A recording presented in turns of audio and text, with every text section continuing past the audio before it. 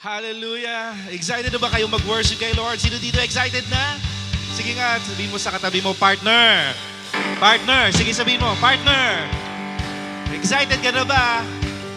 At dahil excited ka na, sige, tayo ay magpupuri sa Panginoon. Come on, put your hands together to the Lord. Hallelujah! Come on, let's sing. Jesus, we're living for your name. We'll never be ashamed of you. Whoa, our praise and all we are today. Take it all. Take it all. Jesus, we're living for your name. We'll never be ashamed of you. Whoa, our praise and all we are today. Take it all. Take it all. Come on. Hallelujah. Come on, church, and put your hands together to the Lord. Sige lang, burihin mo ang Panginoon. Come on. Everybody, come on, you sing. Searching the world, the lost will be found. See, freedom will live is what we cry out. You carry the cross, you died and rose again. My God, I only ever give my all. Hallelujah. Come on. Give your best worship to the Lord. Come on. You sent your son from heaven to earth, to leave with a song, it's eternally heard. I searched for truth, and all I found was you. My God, I only ever give my all. Jesus, we're living for your name. We'll never be ashamed of you. Whoa, our praise, and all we are today. You take it all. Take. One more time, we say Jesus, Jesus, we're living for your name. We'll never be ashamed of you. Whoa, our praise and all we are today. You take it all. Take it all. Come on. You can do more, church. Come on, to worship the Lord. Put your hands together. Hallelujah. Yes, Lord. Come on, searching the world. Searching the world. The lost will be found. The freedom will live. That's why we cry out. You carry the cross, you died and rose again. My God, I only ever give my all. Hallelujah. Come on, church, once again, you sent your son. You sent your son from heaven to earth. You delivered us all, it's eternally heard. I searched for truth, and all I found was you. My God, I only ever give my all. Jesus, we're living for your name. We'll never be ashamed of you. Whoa, our praise and all we are today.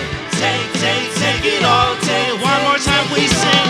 Jesus, we're living for your name. We'll never be ashamed of you. Whoa, our praise and all we are today. Take it all. Take it all. Come on, church, you sing. Running to the one who heals the blind, following the shining light. In your hands the power to save the world, my life. Come on, one more time, you sing. Running to the one who heals the blind, following the shining light. In your hands the power to save the world, my life. For the last time, you run to him now, come on. Running to the one who heals the blind, following the shining light. In your hands the power to save the world, my life. Hallelujah. Come on, put your hands together, church, as you worship the Lord. Can you just shout the name of Jesus this time? Come on, you shout, Jesus, Jesus, Jesus, Jesus, Jesus. And come on, you sing Jesus. Jesus, we're living for your name. We'll never be ashamed of you. Whoa, our praise, you know we are today. You take it all. Take it all. Jesus, we're living for your name.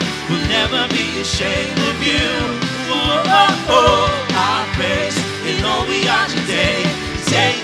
Take it all. One more time, come on, you sing.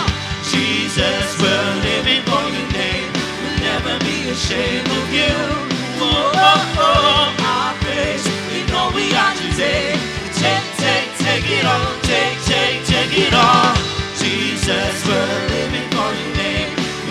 be ashamed of you. Oh, oh, oh, our praise and all we are today.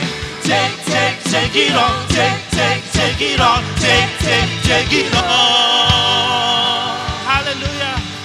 Best worship to you, oh Lord God. Thank you, Jesus.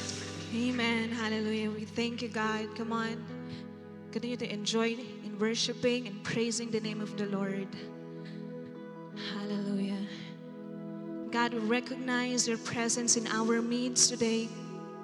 Patuloy ka naming itinataas sa aming mga papuri, pagsamba. And right now, punuin mo kami, Lord, ng presensya mo. Baba mo ang glory mo, God, as we sing this song to you. It's all by your grace. It's all by your grace, Lord. Why we are all here, why we are gathered here, it's all by your grace. And thank you, God. Thank you. It's an honor to worship the King of Kings, the Lord of Lords. Hallelujah. Hallelujah. Thank you, Jesus Christ. Oh, welcome you, Jesus.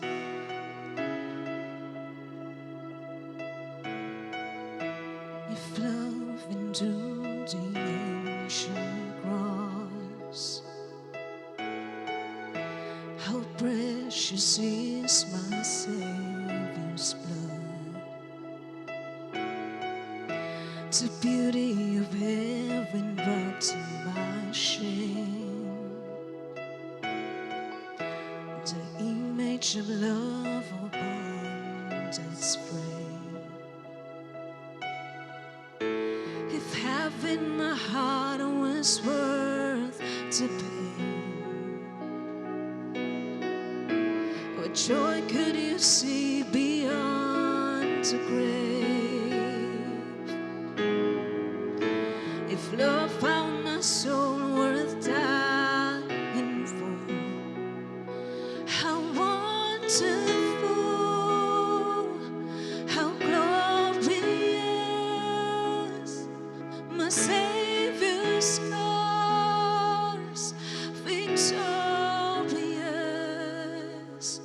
my chains are gone, my debt is paid, from death to life, and grace to grace.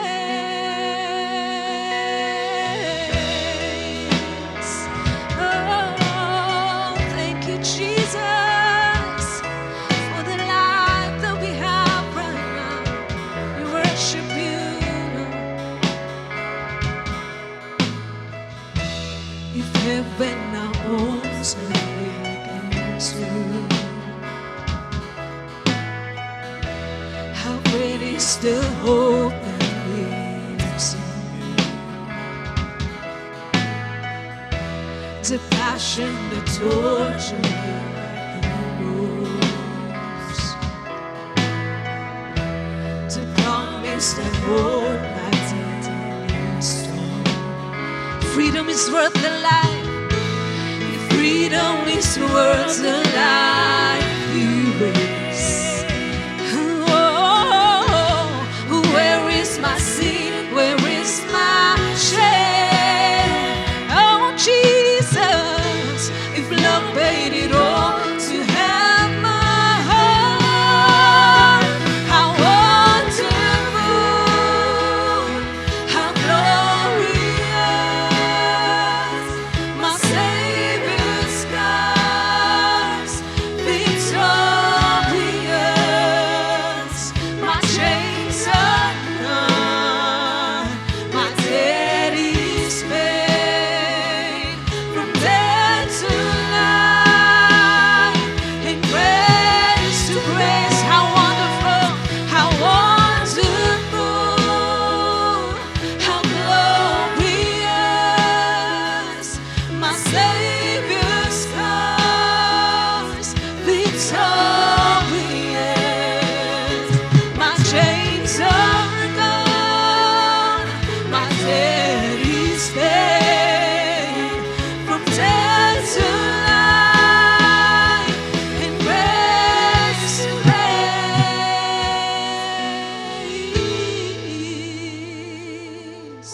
Oh, us, God. Oh, you've won it all for us, Jesus. Thank you, Lord, for what you have done on the cross. You have saved us. You have saved us. Oh, Jesus. Oh,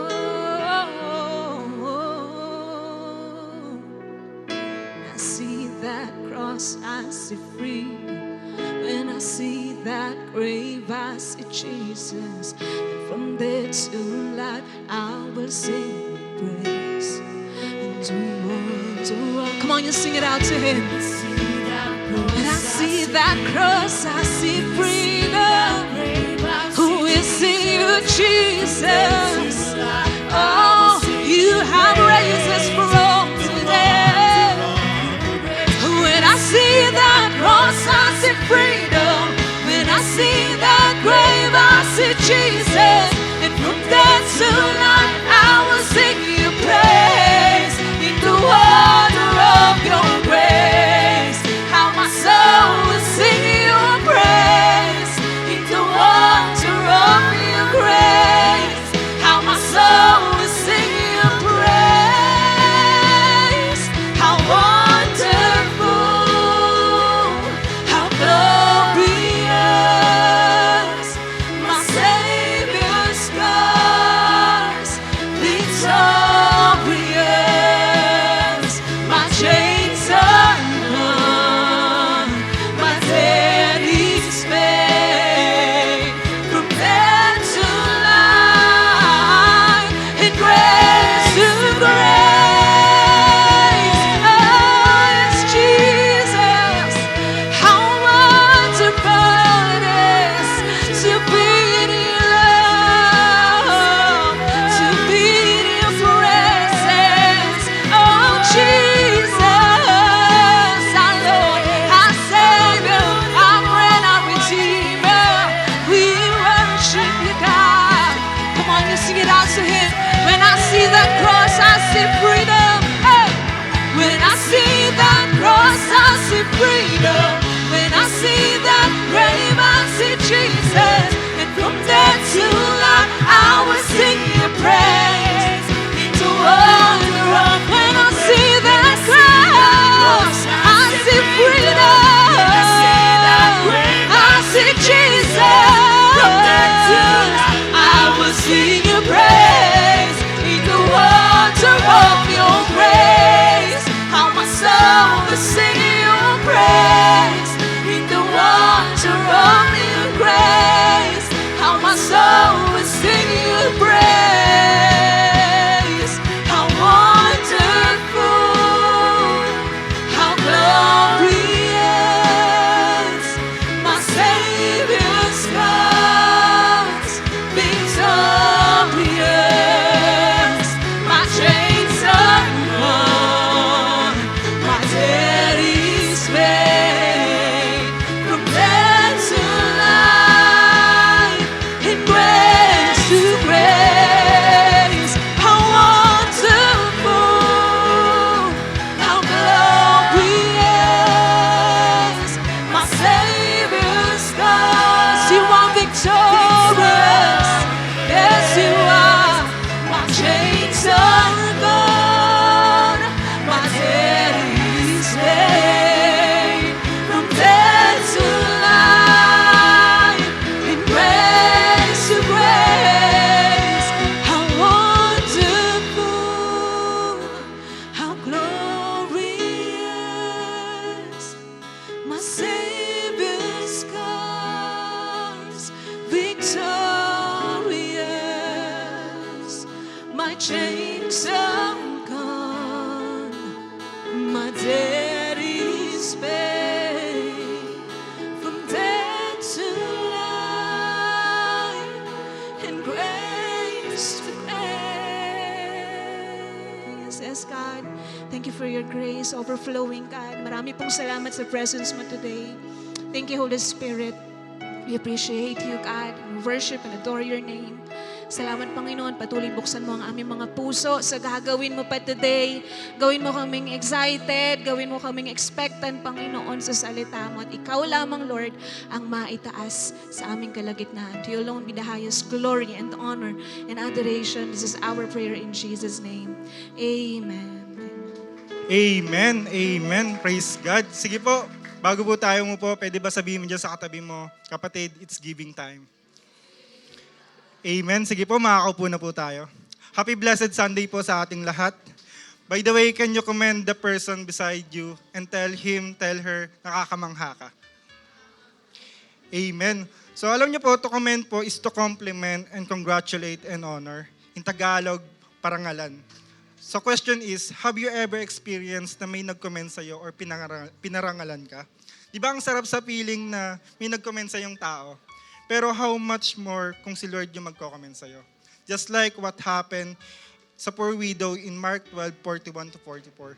Sabi po dito, basahin ko po. Sabi, Jesus sat down opposite the place where the offerings were put and watched the crowd putting their money into the temple treasury.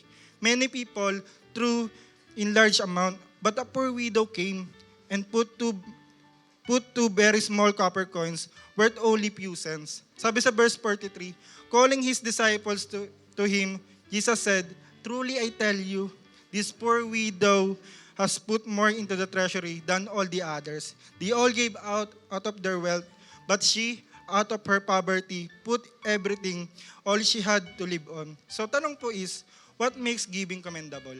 Number 1, giving with pure intention. Sabihin mo nga, pure intention. Amen. Sige po. Sabi dito, many rich people threw in large amount, but a poor widow came and put in 2 very small copper coin, worth only a fraction of penny. Maraming nagbibigay, pero hindi sa kalaman ni Jesus ang intention nila. Nagbibigay na malaking halaga yung iba, pero ang intention nila is para makomment sila ng ibang tao sa paligid nila. Yung masabi lang na nagbigay, masabi lang na rich kid, masabi lang na mabait, masabing faithful. But Jesus took notice a poor widow whose intention is not to please others, but to please God. So in the same way, ang pagbibigay po natin ay hindi dapat para sa iisipin ng iba, pero para sa iisipin ng Diyos. Sa atin kasi baligtad, kaya ayaw natin malaman yung pangalan natin sa sobre, kasi baka malaman na hindi tayo faithful sa pagbibigay. Yung iba naman, resibo na yung nilalagay para masabing nagbigay. Pero ang pagbibigay po natin dapat ay may tamang motibo. Pure intention na gusto mong tumulong sa kingdom, magpasalamat sa Diyos sa lahat ng blessing at maging faithful sa Kanya even sa financial life natin. Again, what makes giving commendable? Number 1, giving with pure intention. Number 2, giving with pure affection. Sabihin mo nga, pure affection. Amen. Sabi po sa verse 44, they all gave out of their wealth, but she, out of her poverty, put in everything all she had to live on. Yung iba daw, kung ano lang yung sobra sa kanila, yun yung ibibigay nila. But the poor widow gave all that she had.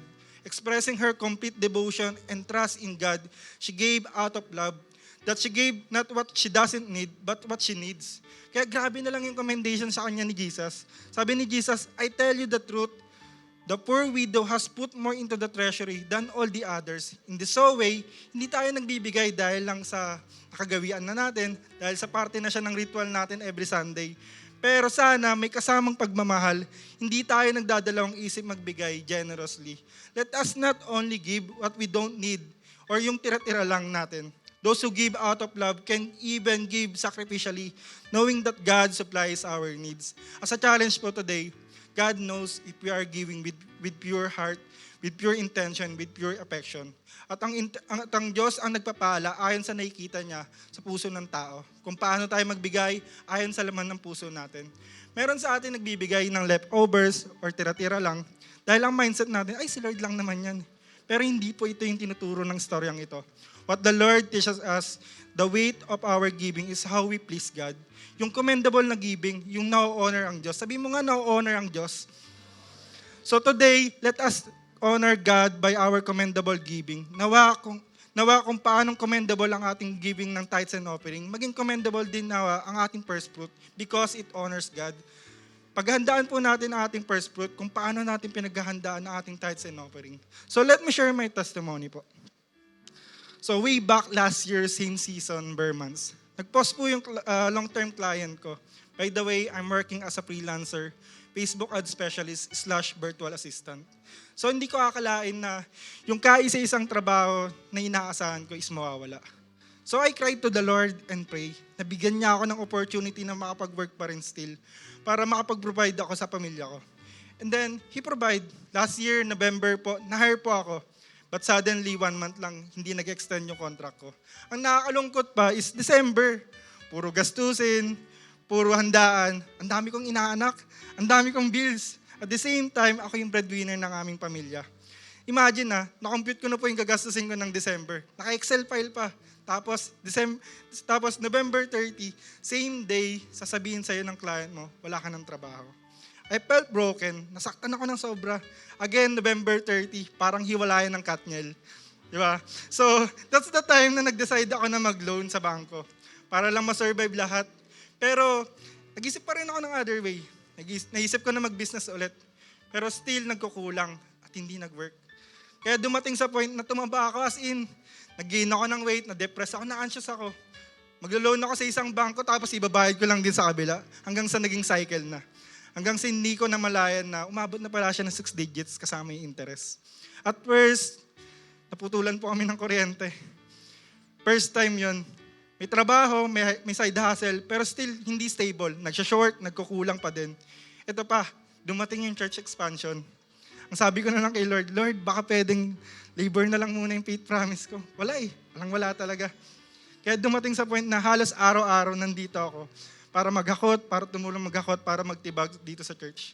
Kaya, ba't kagaya ng poor widow woman, I gave everything. Kahit kakarampot, kahit nagkukulang. Challenge ko yung sarili ko na magtapat through my tithes and offering. One Sunday, nagbibigayan na ng faith promise card. Nagpakuha yung girlfriend ko. Ang ginawa ko, dinoble ko yung pinapakuha niya. Ginawa kong buo. Nagulat siya. Ang sabi ko na lang, by faith. Kung di ko siya mabibigay, siya yung magbigay. Pero faithful lang, Lord. Never niya akong binigo. Bago mag-gym, pagbabalik ng faith promise, bigla ako nagkaroon ng client. Full time pa. Kaya yun, first week ng November, naibigay ko po yung faith promise ko ng buo. Amen? Sige po, palakpakan po natin sa Lord. Plus, ang daming blessing na na-receive ko this year. Ngayon po, ginagamit na tayo ng Lord sa iba't ibang tao to share His word sa mga taga-Olonga po and outside of Olonga po through online life group. Yung dating mataba at depressed na Alfred, from 107, ngayon po 90 kilos na lang ako. Yes, totoo po, malaki pa, malayo pa. Pero alam ko sa sarili ko na malayo na. Yung dating baon sa utang, upon computation po, approximately 10% na lang po ng kabuuang utang ko, yung utang ko ngayon. And hopefully, bago po matapos tong taon na to, mabayaran ko po siya ng buo. Dito ko nakita, yes, maraming struggle, maraming hardship sa buhay. Pero dito ko nakita at napatunayan na God will command us. Pag nakita niya yung pure intention at affection natin, every time na magbabalik tayo sa Kanya, na never Kanyang pababayaan, and He provide and supply sa lahat ng pangangailangan natin. Yun lamang po, again, all glory belongs to Him po. Are we blessed po? Amen. Sige po, tatayo po tayo as we prepare our tithes and offering. Hallelujah. Let us pray po. Yes, Heavenly Father, God, unang-una nagpapasalamat po kami sa umagang to sa buhay na pinagkaloob mo.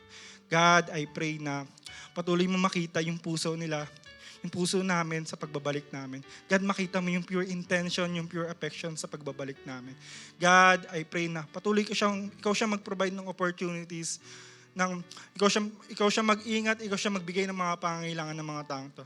God, I pray na patuloy kang maitaas sa pagbabalik namin. Lord, maraming salamat po. Sa iyo lamang lahat ng papuri at pagsamba. In Jesus' name, Amen. Amen. So let's give po with a faithful heart.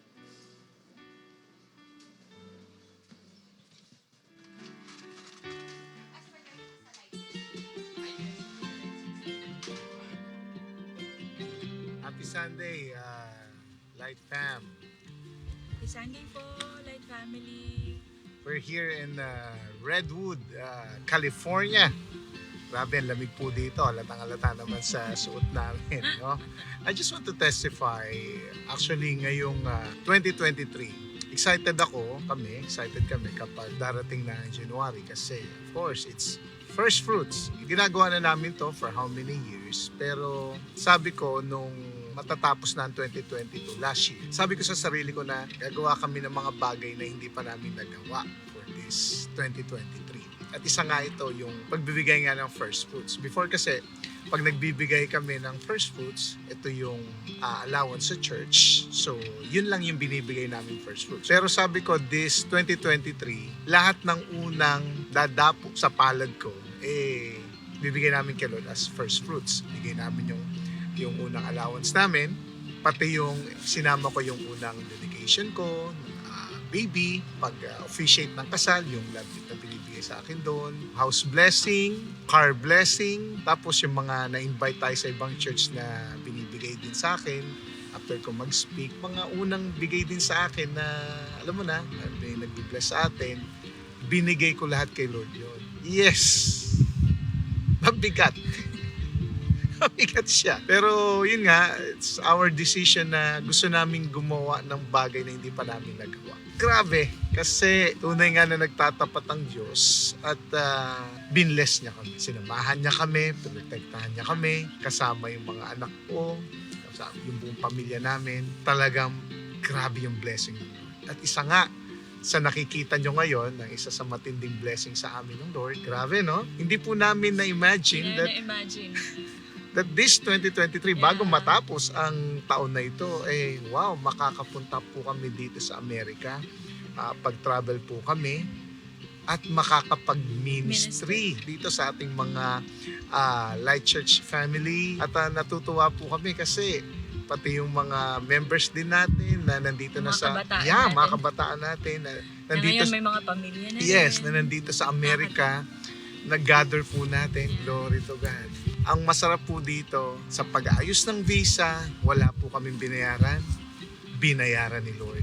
Yung mga papers, pati sa interview, si Lord po lahat yun. At ang matindi pa dito, yung plane ticket namin, round trip kaming dalawa, napakamahal po, alam niyo po yan. Grabe siya mag-bless na nandito na kami, pinapakita ni Lord lahat. Talagang hindi pwedeng, alam mo yon, nagbigay ka kay Lord pero masasabi mong mas maraming binigay mo kay Lord. No, ipapakita niya talaga sa'yo how faithful He is. Nakakatuwa din dahil talagang dito po, in a way, parang pinapakain kami ni Lord sa kanyang mga palad. Na ginagamit ng Panginoon yung mga taong mahal po ang inyong mga pastor, na talagang mahal din unang-una ang Panginoon. Kapag namimili po kami dito dahil medyo natutuwa po kami, ang mumura, nagagalit po sila. Bakit daw po kami nagsha-shopping? Pero hindi naman po talaga kami nagsha-shopping, konti lang. Galit na galit po sila, bakit daw po? Kaya po, gusto po kasi nila sila yung magbibigay. Actually, grabe po yung provision ng Panginoon. Ayaw po nila kaming nagugutom. At ang matindi pa dito, grabing kumilos ang Lord from the airport. May sumundo po sa amin. Tumira po kami ng ilang araw sa Vegas, sa Las Vegas. Ginamit po ng Lord ang Carey family. Sa LA. May ginamit din si Lord, si Azalea. Si Azalea, yung grabe. mga check-ins natin, mga accommodations, ginamit po ng Lord. Pati yung mga trip din natin sa Universal Studios, sa Disneyland. Salamat Lahat sa po yun ay talagang pagsasama-samang pagmamahal po ng mga tao na nandito na hindi nakakalimot. And most especially si Philip, hatid sundo, grabe yung pagod niya and also the sacrifices. At doon tayo nakatira sa kanila ngayon. Salamat kay Lord sa buhay ng Ebalo family at doon sa San Diego, sa Lero family, kina Robet, kina Jigs. Grabe. Sabi nga po nila, nag-uumpisa pa lang daw po ito.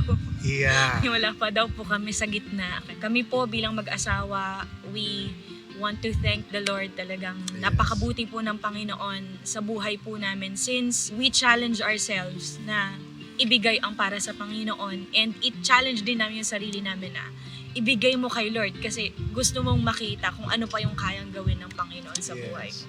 Na-meet din natin yung mga members din natin dito. Sabi ko nga, mga Mendoza family, sa Emerald Yap, nakita rin namin dito na grabe, nakakatuwa po. Talagang pinapakita ni Lord na iba siya magmahal. Na kapag talagang inuna mo siya, hindi kanya ihuhuli. Totoo yung sinabi ng Matthew chapter 6, verse 31, down the line. Therefore, do not be anxious about anything, or therefore do not be anxious saying, what shall we eat, or what we shall drink, or what we shall wear. But seek first the kingdom of God and His righteousness, and all these things will be added unto you. Mga kapatid, mga kapamilya, itong verse na po na ito ay talagang tinutotoo ng Diyos. Hindi lang noon, kundi hanggang ngayon at magpakailanman. I just want to challenge everyone here, kapag inuna niyo po si Lord, sasamahan ka ni Lord. That is why, be grateful sa Panginoon by giving our first fruits. Sigurado po, pagpapalain tayo. Thank you, Bishop Presti and Pastor Stephanie, for encouraging us with your first fruit testimony. For giving our tithes, offerings, and pledges, we can send it through bank account, GCash number, or directly here at church. With that, Light Family, let's give and give back with a cheerful heart. A joyful and blessed Sunday, believers of Christ. Grabe, partner, ang bilis ng panahon. December na agad-agad. And I know langhap na natin ang simoy ng Pasko. Amen po ba? Amen. That's why whether you're joining us online or on-site, we are grateful to share the joy of this Sunday with you. Kaya naman, Light Fam, pwede po ba kayong ulit na tumayo? Because to show our gratefulness sa bawat isa, we will be having our Light 60. Ayan, wag po nating palagpasin ang pagkakataon na ito para ibahagi or express ang ating gratitude sa mga katabi natin. Ayan, pwede mo ba siyang sabihan, masaya akong nandito ka. Ayan po, 60 seconds starts now. Ayan po, Ayan. we can take pictures, makipag-handshakes, or simpleng ngitian lang po ang bawat isa. Ayan po, pwede po tayong umikot ng buong hall. Kilalanin po natin yung mga hindi po natin kakilala pa. Kamustahin po natin ang bawat isa. Ayan, it's good to see ang kanilang smiling faces, right, partner? Yes, partner. Halatang-halata na excited na sila sa ating bagong series. And of course po, sa ating mga online viewers, blessed Sunday po sa bawat isa. You may also comment po your greetings and appreciation sa comment section. Yes, you can also mention your friends, your family, at anyayaan sila na manood sa ating Sunday service sa live sa ating Facebook. Ayan po, 50 seconds left. Yes. Ayan. Ayan. Sige po, sulitin po natin. Ayan, may 5 seconds pa po tayo.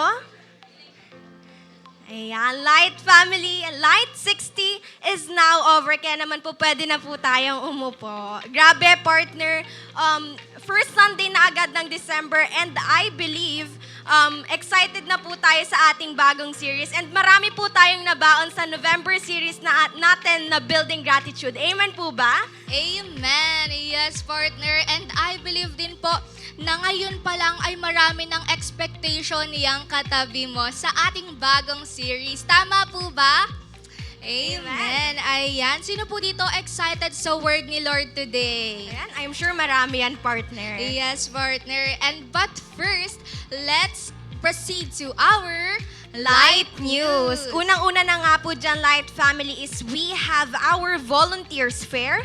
This is still ongoing po since November 26 and until now po. Ito po ay para sa mga interested na mag-join ng ministry, ng iba't ibang ministry dito sa ating church. Ayan, kindly listen carefully na lamang po. Here are the ministries that you can be part of.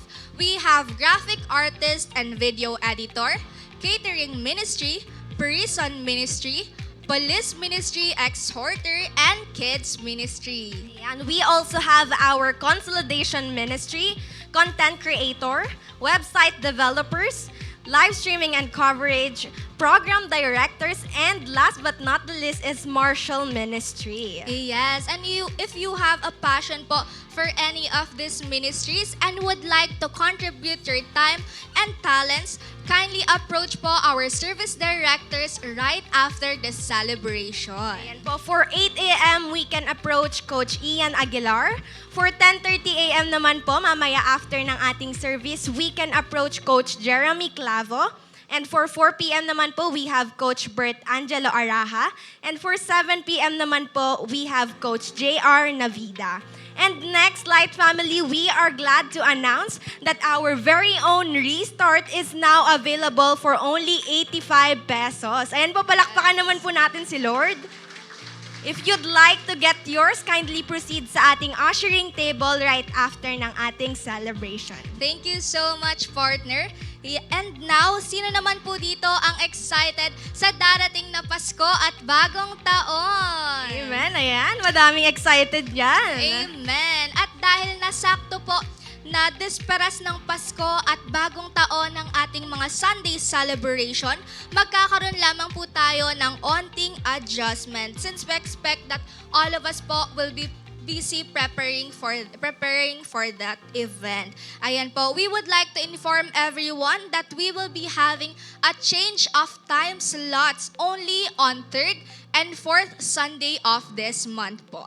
Our original time slots will be moved to 8 a.m., 10:30 a.m., and 2 p.m. Again, the change of time slots will be on December 24 and December 31. And that's all for our light news. For more details and inquiries, you may contact your network leader or your mentor. This time, Light Family, of course, hindi po natin kakalimutan na i-greet ang ating First-timers and new friends online and on-site. Unang-una na nga po dyan ay ang ating first-time online viewers. If this is your first time worshiping with us and you want to be part of our growing family, ayan, welcome na welcome po kayo. Kindly type the word connect sa ating comment section and after po nito ay may magme-message po sa inyo. Yes, and now naman po for our first-time visitors on-site, may mga first-timers and new friends po ba tayo dito? Ayan, taas lang po yung kamay. Ayan, Yes, praise God. amen. Palakpakan po natin si Lord. Ayan, we are glad that you are here with us today po and we would like to extend our warm welcome to everyone. Reminder lamang din po na right after this celebration ay may kakausap po sa inyong consolidation team in the consolidation area. That's why po, wag muna po tayong aalis agad-agad. That's right. Again, to all our new friends and first-timers, mapateam online or on-site ka man, welcome to Light Family. Yes, and now po, just a quick activity lamang po. Alam ko po, alam niyo na ang gagawin natin right now. Pwede po bang ilabas natin ang ating mga devices or mobile phones? Ayan, check mo naman yung katabi mo kung nalabas nga na. And now, we will put it po on silent mode. And if possible, pakilagay na lang po sa ating bag para maiwasan po ang distractions and tuloy-tuloy po tayo sa word ni Lord today. Ayan, we can also prepare our Bibles, pens, and notebooks para po i-take note natin ang lesson na matututunan natin for this first Sunday ng December and para din po sa ating new series. Now, excited na po ba ang bawat isa? Excited na po ba? Amen. Ayan, if you're excited, then let us prepare our hearts and minds as we give our all-out attention because To deliver the Word of God, let us all welcome Pastora Dorothy Joyce Magbuhos. Hello po. Good morning po. Ayan, blessed Sunday po. Amen. Ayan, pwede bang batiin mo yung katabi mo? Ayan, sabi mo sa kanya, Happy December. Ayan, gano'n din yung nasa likuran mo, sabi mo sa kanya, Happy December. Amen. Ayan, masaya ba talaga yung katabi mo? Parang may pinagdadaanan, okay? Now, sino po dito kanina, di ba, nung naliligo siya, hirap na siyang maligo? Tama ba? Ang lamig na naman ng tubig. Kaya nga, amuyin mo nga yung katabi mo. Nakaligo ba? Ayan, nakaligo naman. Nakaligo. Ayan, praise the Lord, nakaligo po tayo. Amen. Now, this is the last month po ng year 2023. Grabe po no, ang bilis ng panahon. Sino dito nagsinasabi mo, teka lang. Diba, wag mo nang matapos ang 2023. Tama po ba? Diba, nung nakaraan parang nagsisimula pa lang, tapos ngayon patapos na. Amen. So, sa mga nagdaang buwan po, I believe po no, maraming pinagdaanan niyang katabi mo. Tingnan mo nga siya. Mukha bang madami ng pinagdaanan? Amen. Diba? Ito nga lang, baka nga yung mga past few weeks, ang dami na nating pinagdaanan eh. Pero, makadumaan yung katabi mo sa mga trials, di ba? Pains, heartaches, tama ba? Mga ups and downs ng buhay. Sufferings, tama ba? Yung mga nagkasakit dyan, di ba? Sa all throughout ng 2023, ang dami po nating pinagdaanan. Pero naniniwala po ako na sa lahat ng ito, tama po ba? Mabuti pa din ang Diyos. Amen. Di ba? Dahil bakit? Dahil meron pa rin po tayong dahilan para maging masaya. Can you say masaya? Now, speaking of masaya po, I believe kapag December na, may nagpapasaya dyan sa katabi mo. Mga tao yung inisip ng katabi mo. Hindi po. Diba? Sa mga nagtatrabaho, ano kayang nagpapasaya sa mga nagtatrabaho? Diba? Ang bonus. Sana all my bonus. Di ba? Yung iba ba dito nakatanggap na? Di ba? Baka naman. Di ba? Mamaya, lunch. Ayan. Hindi po. Okay. What else? Ano pang nagpapasaya dyan sa katabi mo maliban sa bonus? Baka regalo. Ayan. Di ba? Naghihintay ka doon sa exchange gift nyo, pero yung nakuha mo, tasa o kaya plato. O, di ba? Relate ka, alam na alam mo na yung makukuha mo. O kaya naman, isa po sa mga nagpapasaya, ayan. I believe may iba dito naghahanda na siya. Okay, ano to? Ang ating mga ihahandang pagkain sa Pasko. Alam niyo po, may mga kilala ko, nagda-diet na po sila ngayon para daw makain po nilang mga pagkain sa Pasko. Sino dito magle-lechon siya? Ay, pupunta po kami sa bahay ninyo. Okay, makikikain po kami. Ano pa po? Ang nagpapasa, ito po sa mga bata naman. Siyempre, ang aguinaldo. Ayan. Woo! Di ba, minsan kahit kabataan, may nakukuha pa din eh. Tama ba? Okay, kaya nga sabi mo sa katabi mo, partner, huwag kang magtatagong. Ayan sa mga inaanak natin, okay? And syempre, ang pinaka-the best sa lahat at ito yung pinaka nagpapasaya sa atin, walang iba kundi ang Paskong kasama ang mga taong mahal natin sa buhay. Amen? Di ba? Tapos yung mamamasyal kayo, ganyan. Di ba? Gagala kayo, kakain kayo kasama ang pamilya nyo. Tama ba? Tignan mo yan katabi mo. Sige nga, tignan mo siya. Nabanggit ba yung mga nagpapasaya sa kanya? Or more pa? More. Okay, well, ito po ay mga ilan lamang sa talagang nagpapasaya sa atin. Amen? Now, kung nung November po, na-build talaga yung gratitude sa atin. Tama ba? Nagpapasalamat na ba yung katabi mo? Ay, parang hindi ba? Talagang nakatulala lang siya. Nagpapasalamat na po ba tayo?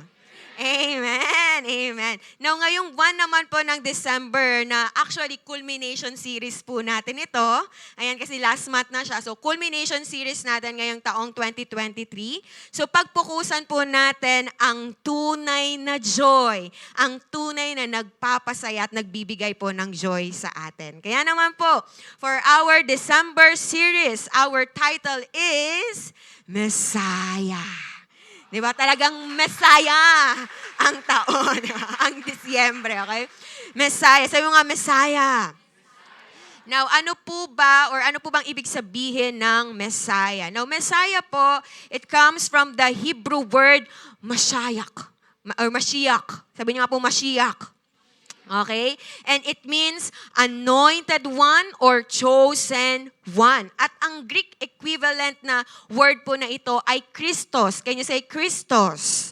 Ayan, in English ay Christ. Tama. So the name Jesus Christ is the same as Jesus the Messiah. Okay? At siya po ang promise deliverer, ang promise savior na pinrophesy po sa Old Testament pa lang. So sa buong buwan po ng December, kikilalanin po natin at aalamin po natin ang mensahe patungkol sa Messiah. Sino dito excited na siya? Amen. So our Messiah, He is the Christ who can turn our mourning into dancing. Amen? At bilang pasimula po ng ating series, sige po, buksan po natin ang ating mga Biblia at buksan po natin sa Isaiah chapter 11 verse 1. So isang verse lang po tayo, tatayo po tayong lahat bilang paggalang sa salita ng Diyos. Sabay-sabay po nating babasahin. Una sa NIV, tapos mamaya po sa ang Biblia. Okay po? So sige po, 1, 2, 3, go. A shoot will come up from the stump of Jesse. From his roots, a branch will bear fruit. Ayan. Sa ang Biblia naman po, may usbong na lalabas mula sa tuod ni Jesse. At sisibol ang isang sanga mula sa kanyang mga ugat. Amen. Ang Diyos pa mapagpala sa kanyang salita. Can we close our eyes? And let's pray. Come on. Pasalamatan mo na ang Diyos. May gagawin siya sa buhay mo. Thank you, Jesus. Thank you, Lord. Thank you, Holy Spirit. Napakabuti mo po, O Diyos, sa buhay po ng bawat isa. Lord, all we want sa mga oras na to is more of you, God. More of your word. We believe, God, na matindi ang ipagkakalob niyo po sa amin ngayon. And ngayon palang handa na kami. Bukas po ang aming mga puso, ang aming mga isipan. Handa na din kaming i-apply ano man ang mga maririnig naming salita mo sa mga oras na ito. And dalangin ko, O Diyos, wala pong mag-resist sa mga salita mo. We rebuke any resistance right now in the name of Jesus. At ngayon, Lord, hahayaan ka lang namin kumilos sa puso namin, sa buhay namin. Hahayaan ka lang namin, Lord, na i-transform mo kami, O Diyos. Maraming salamat, Lord. Alam kong may matindi kang ipagkakaloob sa bawat isa. At ngayon pa lang, we receive it, we claim it by faith. In the name of Jesus. Gamitin mo lamang din po ako, Panginoon, as your mouthpiece sa iyong mga anak. We love you, Lord. We praise your name. In Jesus' name, amen. Amen. Sige po, makakapo na po ang lahat. Amen. Now, short background lang po no, sa Book of Isaiah. Now, ang Book of Isaiah po ay naglalaman ng mga pangitain or mga visions po ni Isaiah na anak po ni Amos tungkol po sa Juda at sa Jerusalem noong panahon po ng paghahari ni na Uzziah, Jotham, Ahaz at Hezekiah. Now, alam niyo po ba, listen to this. Alam niyo po ba na si Isaiah po ay kilala bilang the Old Testament evangelist? Opo, kilala siya as Old Testament evangelist at yung mga prophecies niya po have been described as the gospel sa Old Testament po. Okay, gospel siya. At bakit gospel, okay, or tinawag na gospel according to Isaiah or sa Old Testament, ang Book of Isaiah? Bakit? Dahil ang Book of Isaiah po, it contains many prophecies about the Messiah. At isa nga po dito ay yung binasa po natin kanina sa chapter 11, verse 1. Now, nung dumating po, or during the time po ni Isaiah, the nation of Israel, both Judah po and Israel. Kasi po, that time ni Isaiah, meron na pong dalawang kingdom. Okay, nag-divide na po sa dalawang kingdom. Una is yung Northern Kingdom at yung pangalawa is yung Southern Kingdom. So, etong nation ng Israel na ito is blind and deaf to God's command. Bulag daw sila at bingi po pagdating sa mga commands sa kanila ng Panginoong Diyos. Talaga hindi po sila sumusunod. And syempre, si God, bilang siya po ay holy, tama po ba? Sabi pa ni Isaiah sa chapter 6 verse 3, sabi niya, holy, holy, holy. So bilang banal na Diyos, okay, God will not allow sin to go unpunished. Tama po? Hindi niya hayaang itolerate lang yung kasalanan ng mga Israelites. That is why po, Isaiah prophesied yung magiging fall, okay, or destruction ng Davidic kingdom at ng nation ng Israel. Okay? So, pinaprophesy niya yung magiging fall ng Israel. Now, tignan natin. Dahil sa pagsuway po nila sa Diyos, ito po yung sabi sa Isaiah 3:8. This is the prophecy. Okay? Sabi niya ganon. Sapagkat ang Jerusalem ay giba. Okay? At ang Juda ay bumagsak.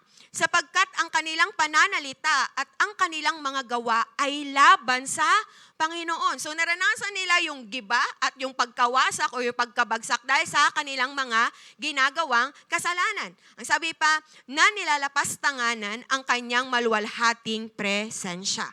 At ang sabi din sa Isaiah 9:14, so the Lord will cut off. Can you say cut off? Puputulin, okay? Will cut off from Israel both head and tail, both palm branch and reed in a single day. Sa isang araw lang puputulin ng Diyos. And actually po, inalaw po ng Diyos ang Assyria na pabagsakin sila para gamiting pamalo sa kanyang bayan. Mababasa po natin yan sa Isaiah chapter 10 verses 5 to 11. Now, biglang pumunta na po sa chapter 11. Okay? After i-prophesy ni Isaiah po ang mangyayaring kaparusahan sa kanila dahil sa kanilang mga kasalanan, this is a message of hope para sa Judah at Israel. Listen to this. Yung chapter 11 po ay a message of hope. Okay? Para sa mga taga-Judah at Israel. For the book of Isaiah ay hindi lang po about sa God's judgment. Are you here? Pero ang book of Isaiah po is also about God's salvation. Can you say God's salvation? Kaya nga po siya gospel sa Old Testament. Okay, kasi ang book na Isaiah ay patungkol din sa salvation ng Diyos, lalong-lalo na pagdating sa nation po ng Israel. So balikan natin, Isaiah chapter 11 verse 1. Sabay-sabay nga po ulit tayo. 1, 2, 3, go. A shoot will come up from the stump of Jesse, from his roots, a branch will bear fruit. Listen to this. The good news is, they will not be cut off forever. Sabi kanina, maka-cut off. Tama po ba? Pero dito sa chapter 11, pinapakita, hindi sila maka-cut off forever. Ibig sabihin, naputol man, may tutubo at uusbong muli. Amen? And this is only because of God's mercy and promises sa Israel. God will not allow Israel and Judah to be completely destroyed. Hindi niya hayaang totally mawawasak ang Judah at ang Israel. Amen. He will bring back life. Can you say back life? Okay, bring back life that will come through the Messiah. Sa pamamagitan ng Messiah. Amen. Sabihin niyo nga po ulit, bring back life. Now, ang phrase na bring back life, ayan, this is what we call revival. Can you say revival? Now, revival means making alive again those who have been alive but have fallen into what is called a cold or dead state. Ibig sabihin ng revival, pagkabuhay muli mula sa pagkapatay or pagkamatay. And what else? Pagbangon muli mula sa pagkabagsak. That is what? Revival. Kaya nga po, ang pag-uusapan natin ngayon or ang title ng pag-uusapan natin ngayon ay Messiah, the Message of Revival. Amen. Pwede bang palakpakan po natin si Lord? Amen. So let's talk about the message of revival about the Messiah according to Isaiah chapter 11 verse 1. Number 1, the Messiah as the shoot that will come up. Can you say shoot? Can you say come up? Ang sabi sa verse, a shoot will come up from the stump of Jesse. Sa Tagalog, may usbong na lalabas mula sa tuod ni Jesse. Now, simulan po natin ito sa tanong na, sino ba si Jesse? Yan, ito ba yung kumakanta? Di ba? Ito ba yung artista or ito yung ex ng katabi mo? Hindi po siya yon, okay? Si Jesse po ay ang tatay ni David. Ayan, namula po sa tribe ni Judah or tribe ng Judah. Now, ang sabi po sa 1 Samuel 17:58, whose son are you, young man? Saul asked him. David said, I am the son of your servant, Jesse of Bethlehem. Now, actually po, yung pangalang Jesse, hindi po siya ganong nabanggit, okay, sa Biblia. Pero, nakilala po siya. Bakit? Dahil siya po ang tatay ni David. Sino ba si David? The great king of Israel. Are you here? And we know po na may pangako po ang Diyos kay David na anak ni Jesse. Now, mababasa po natin ang pangako po ni Lord kay David. 2 Samuel 7:16, ang sabi doon, "Your house and your kingdom will endure forever before me. Your throne will be established forever." Wow! Sabi ng Diyos, ang pangako sa kanya, mananatili ang kanyang trono. Ang mga hari ay magmumula sa lahi ni David. So, lahat po ng mga naging hari ng Judah ay mula po sa lahi ni David, and it means ito din po ay galing sa lahi ni Jesse. Kasi siya po ang tatay ni David. Now, the line of these kings or the line of kings, like for example, si David, si Solomon, and so on and so forth, ay nagpatuloy po, alam niyo po kung ilang taon? 400 years. For 400 years, tuloy-tuloy po na may nagahari na lahi or galing sa lahi po ni David. Amen. Di ba? Parang, wow, mapapawaw ka kasi 400 years talagang hindi naputol na merong nagahari mula sa lahi ni David. But then, after that 400 years, it was cut off. Can you say cut off? Naputol po yung pagkakaroon ng hari mula sa lahi nila. Now, ang tanong, paano nangyari? Bakit naputol? Tanong niyo po ako, bakit? Kasi po, in 586 BC, ito na, history tayo. Okay lang po ba yan? Okay? In 586 BC po, natalo po ng Babylon ang Judah. Okay? At ang ginawa po ng Babylon, dinestroy po nila yung Jerusalem and also yung Holy Temple ng Diyos. And the throne of David, simula that time, had fallen and Judah was taken into exile. Dinala sila sa exile. At ang pagkatalo po nila na yon sa Babylon, marked an end to the rule of kings in the line of David in Israel. Wala na pong naghari pa mula sa lahi ni David simula that time. Then, tumagal pa po yun. Bakit? Kasi after po ng Babylon, other powers took over and ruled over them. Sino-sino yon? The Persians. Sinakop din sila. The Greeks, the Romans. So, ang tagal actually po, 500 years. So, 400 years may nagahari, okay, mula sa lahi ni David. Pero 500 years, wala na pong naghari sa kanila. Even galing sa lahi ni David, wala na. Ganun po. Okay, are you getting it? So nagtuloy-tuloy ang descendants ni David, pero wala nang naghahari mula sa lahi nila. So the royal line of kings was cut off. Can you say it again? Cut off. At alam niyo po ba, kasama po ito sa prophesy ni Isaiah in Isaiah chapter 3 verses 1 to 3. Ang sabi niya doon, makinig kayo. Kukunin ng Panginoon, sa ibang translation po, aalisin ng Panginoon, ang Panginoong makapangyarihan, ang lahat ng inaasahan ng mga taga-Jerusalem at taga-Juda. Ang pagkain at tubig nila, ang mga bayani, ang mga kawal, hukom, propeta, manghuhula, tagapamahala, kapitan ng mga kawal, mararangal na tao, mga tagapayo, at mga dalubhasang salamangkero nila, at mga manggagayuma. So lahat ito kasama ang hari, it was cut off. Isipin niyo po, para siyang puno. Alam mo yun, ang ganda-ganda sa simula, tapos natuyo, tapos siyempre pag natuyo ang puno, anong gagawin? Puputulin na lang. Tama ba? So para siyang puno na pinutol at ang natira na lang ay stump or tuod sa Tagalog. Tuod pala yung niya, no, tawag dyan sa Tagalog. Ayan. Yan po ang stump. Okay? Ito yung sinasabi po sa verse na from the stump of Jesse. Listen to this. Ito po ang kalalagayan ng lahi ni David. Ng lahi ni Jesse.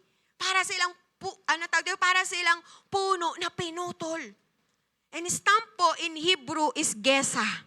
Okay? It refers to the root stock or stub of a tree. Ayan, so kanina yan napakita na po yung ating stump. Ito yung natirang kahoy above the ground na naka-attach po sa ugat ng puno kapag pinutol mo yung puno. Sige nga po, pakita po ulit natin. Yan po.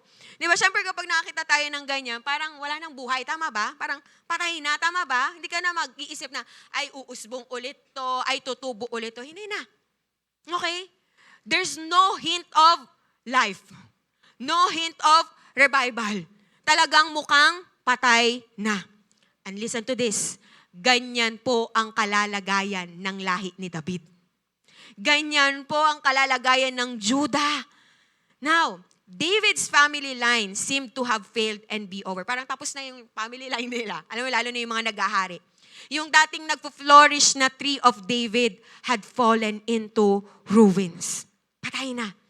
Dahil sa makasalanan ang bayan, at dahil walang perfect na nag-rule sa kanila, kasi nga talagang yung mga haring nagiging hari sa kanila, ang mga kasalanan din eh. So it was cut off. And sa itsura po na yan ng stamp, tanong ko po, mukha pa bang may magre-reign na hari? Mukha pa bang may lalabas na hari dyan? Tama? Parang wala na. No hint na may uusbong uli. No hint na may tutubo uli. No hint of life. Are you here? Pero, anong sinabi?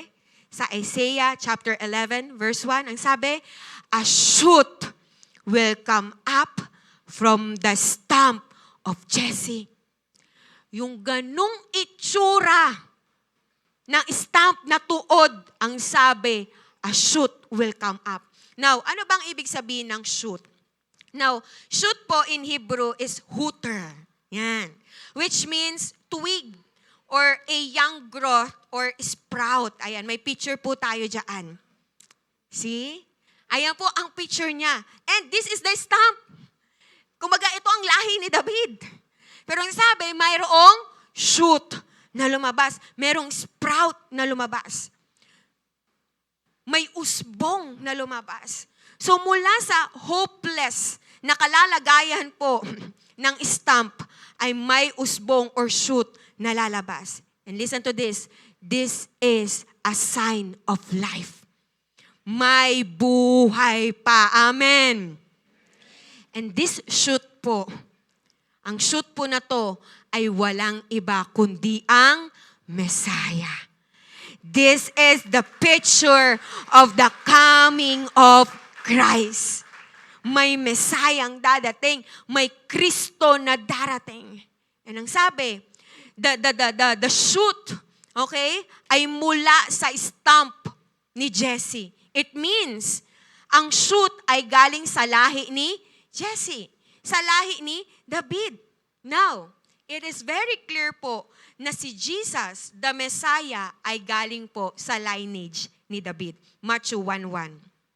Ito ang talaan ng mga ninuno ni Jesucristo na mula sa angkan ni David. Na mula naman sa lahi ni Abraham. So malinaw. Galing nga talaga sa lahi ni Jesse or lahi ni David. Kaya po, kahit pa ang lahi ni David seemed to have come to an end. Mukhang tapos na, mukhang patay na. Baka nga sila mismo iniisip nila, kinalimutan at pinabayaan na sila ng Diyos. Pero tinupad ng Diyos ang pangako niya kay David. Naalala niyo yung pangako kay David? Ano sinabi? Mananatili ang kanyang trono. Tama? Ang mga hari ay magmumula sa kanyang lahi at finulfill ito ni Jesus Christ, the perfect King. Amen. Pwede bang palakpakan po natin si Lord? So the lineage of David is not completely dead. God is sovereign. The eternal King will reign over His people. At listen to this, ito pong maganda. Hindi po siya katulad ng ibang mga naghari sa Israel at Judah. Kasi yung mga naghari noon, nag-fail sila, tama ba? Nagkasala sila. Pero itong Messiah, si Jesus Christ, siyang hari, great King, perfect King. He came fully equipped, anointed with the Spirit of God in fullest measure. At ang kanya pong pamumuno at paghahari ay just and faithful. Mababasa po natin yan sa Isaiah chapter 1 verse 2 to 5. And this Davidic king will always do the right thing.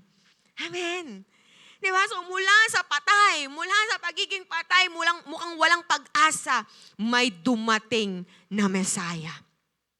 Sa panahong mukhang wala ng pag-asa, sa panahong mukhang patay na, God bring forth life out of death. Amen?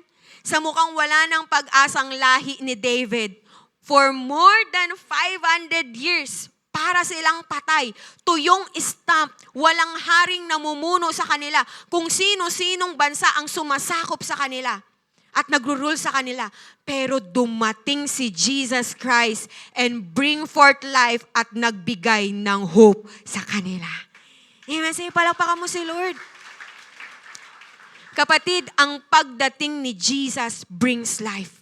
It brings revival sa lahi ni David sa nation ng Israel. And I wanna tell you, kapatid, ganun din sa buhay mo. Minsan, tama po ba, merong aspeto sa buhay natin na parang ang dry na. Parang tuyo na, parang wala ng buhay, parang naghihingalo na wala ng pag-asa. Yung talagang tinuturing mo na, patay na yan. Tama ba? Meron yun sa buhay natin.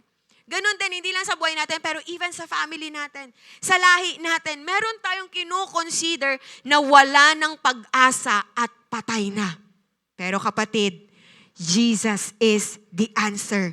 Siya ang buhay, and He can bring life, bring revival sa buhay natin at sa pamilya natin. Amen? Pwede bang palakpakan natin si Lord? Amen? Yun ang unang-unang mensahe patungkol sa revival. Pangalawa po, the message of revival about the Messiah according to Isaiah 11:1. Number 2, the Messiah as the branch that will bear fruit. Mamumunga, hindi lang basta uusbong. Mamumunga. Ang sabi sa verse, from His roots, a branch will bear fruit. A branch will bear fruit. Sanga na mamumunga. Now in Isaiah chapter 4 verse 2, ginamit na po ni Isaiah ang salitang branch na tumutukoy sa Messiah. Ang sabi niya, in that day, the branch of the Lord will be beautiful and glorious, and the fruit of the earth will be the pride and the adornment of the survivors of Israel. Now, the branch po ay ang Old Testament name ni Kristo. Again, ang the branch or yung branch ay pangalan ni Kristo sa Old Testament. At makikita po natin yan sa several na Old Testament prophets na pinicture nila na ang Messiah bilang branch. Una na sa lahat, si Jeremiah. Kilala niyo po si Jeremiah? Sabi sa Jeremiah 33:15, in those days and at that time, I will cause a righteous branch of David to spring forth. Sino yan? Messiah. Zechariah 6:12, then say to him, thus says the Lord of hosts, behold a man whose name is Branch. For he will branch out from where he is, and he will build the temple of the Lord. Now, may napansin po kayo sa salitang branch. Lahat sila, capital letter B ang ginamit. Ibig sabihin, ito po ay proper noun na nagpe-pertain sa specific name of someone. At kaninong pangalan? Jesus Christ, the Messiah. Amen? Now, branch po in Isaiah chapter 11 verse 1 is the parallel idea ng shoot or ng twig. Yung pinag-usapan natin kanina, parallel idea niya yung branch. Now, in Hebrew po, it is netzer, okay, which refers to the shoot of the tree.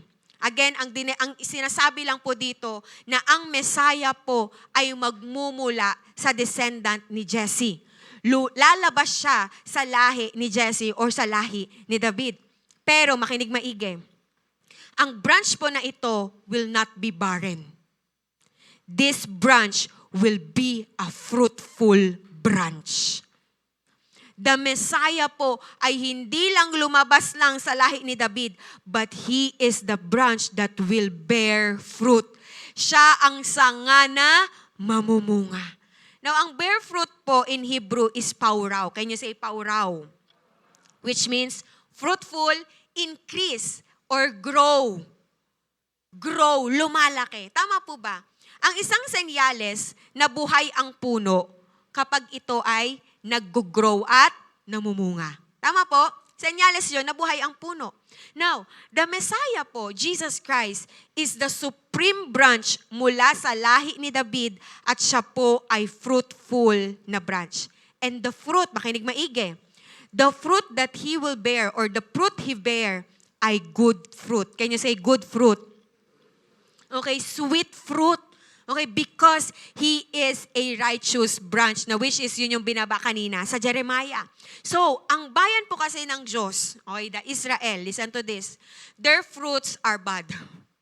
Masama. Masama po ang bunga nila. Actually, inalagaan sila ng Diyos, pero ang lumabas sa kanila ay bad fruit. Sinabi po yan sa Isaiah chapter 5, verse 2. Ang sabi niya doon, then He looked for a crop of good grapes. Naghahanap si Lord ng mabuting grapes, ng mabuting bunga. Pero ang sabi, but it yielded only bad fruit. Ano daw? Wala siyang nakita. Ang nakita niya, mga masasamang bunga. So nag-fail po ang lahi ni David na mamunga ng maganda, ng mabuti. Kasi namunga sila ng kasalanan, namunga sila ng kasamaan. And their bad fruit, listen to this, lead them sa kanilang pagkabagsak. Pero ang fruit ng Messiah ay mabuti. At ang bunga niya ay pag-asa ng bayan ng Israel ng lahi ni David. Amen? So siyang branch na nag-bear fruit ay nag-brought ng what? Kaligtasan sa nation ng Israel. Siyang sanga na nag-bear fruit ay nag-brought ng buhay, ng kagalingan sa kanyang bayang pinili. And that is Israel. Now, maybe tinatanong mo, so ibig sabihin yung fruit pala na yun na biner ng Messiah ay para lamang pala sa mga nation ng Israel? So paano po pala tayo? Wala tayong, alam mo yun, hindi natin natatamasa yung fruit na yun. Listen, we need to understand na His fruit ay hindi lang para sa nation ng Israel at sa lahi ni David. Hindi lang. But it is also for us, Gentiles, na mananampalataya sa Kanya. Can you say sa katabi mo, para din to sa'yo?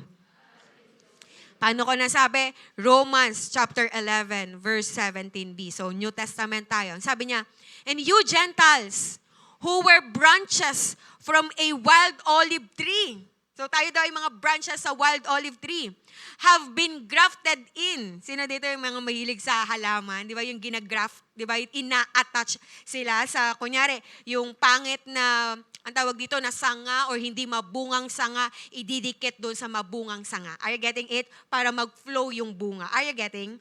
Diba? Yun yung ibig sabihin ng grafted in. So sabi niya ganyan, you Gentiles who were branches from a wild olive tree have been grafted in. In-attach ka. So now, you also receive the blessing God has promised Abraham and his children. Ang sabi niya, kung ano yung promise ng Diyos kay Abraham at sa nation ng Israel, ay what? Makukuha mo na din. Bakit? Kasi naka-attach ka na sa Kanya. You are grafted in, sharing in the rich nourishment from the root of God's special olive tree. So kapatid, as Gentiles na nananampalataya kay Jesus Christ, we are grafted into this tree by adoption. When we Gentiles ay nagrepent, nagsisi sa ating mga kasalanan at nilagay natin ang pananampalataya natin kay Kristo, tinanggap natin siya as our Lord and Savior, we become part of God's people. Are you here? Parte ka na ng tao or people ng Diyos. So lahat ng believers, sabihin natin, Hudyo ka, Israelites ka, or Gentiles ka, or Gentile ka, listen to this, kapag nanampalataya ka kay Kristo, parte ka ng Kanyang people. You are God's people. Amen? Now, believing into His name, we also receive ang blessing at ang pangako ng Diyos kay Abraham at sa kanyang mga anak. So, ibig sabihin po, salvation is also for us Gentiles. Blessings is also for us Gentiles. Amen. Fruitfulness is also for us Gentiles. Bakit? Kasi dadaloy ang pagpapala, dadaloy ang fruitfulness ni Jesus Christ sa ating buhay na nakadikit sa Kanya. And so we will grow and be fruitful.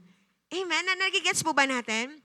So it is only by our abiding in Him, our attachment to Him, our close relationship with Him, that we produce fruits and growth sa buhay natin. Amen? Gusto mong mamunga?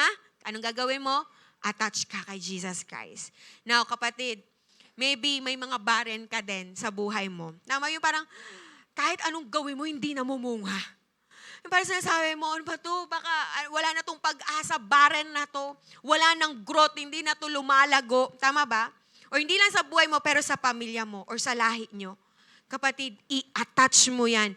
I-connecta mo yan kay Jesus. Then life, growth, and fruitfulness will flow sa buhay mo at sa pamilya mo. Amen? Pwede bang palakpakan po natin si Lord? Amen. Amen. So ano po ulit yung dalawa? Jesus Christ is the shoot and the branch coming from the stump of Jesse. So tapos na po ako. Now, may revival po sa royal line at lahi ni David nung dumating si Jesus. Tama ba? Karoon ng revival. Mula sa stump na walang kabuhay-buhay. 500 years, naging gano'n, mukhang patay. Pero nung dumating si Jesus, nagkaroon ng buhay at nagkaroon ng fruitfulness sa lahi ni David. Pero alam niyo po ba, makinig pong maigi, alam niyo po ba, na hindi lang po shoot at branch na galing sa lahi ni Jesse ang Panginoong Jesus.